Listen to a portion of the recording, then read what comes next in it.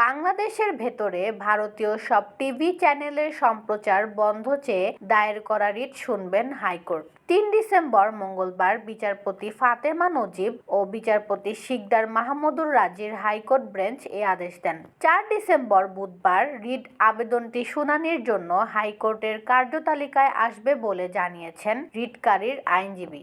আদালতে রিটকারীর আইনজীবী এখলাস উদ্দিন ভূঁইয়া বলেন, এটা জরুরি বিষয়, জরুরি শুনানি করা দরকার।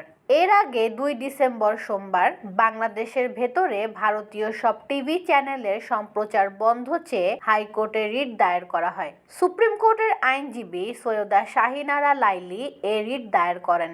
রিটে কেবল টেলিভিশন নেটওয়ার্ক পরিচালনা আইন ২০০৬ সালের ১৯ ধারা অনুযায়ী ভারতীয় সব টিভি চ্যানেলের সম্প্রচার নিষিদ্ধ করতে বলা হয়েছে। একই সঙ্গে বাংলাদেশে ভারতীয় টিভি চ্যানেলের সম্প্রচার বন্ধে কেন নির্দেশনা দেওয়া হবে না তা জানতে চেয়ে রুল জারির আর্জি জানানো হয়েছে।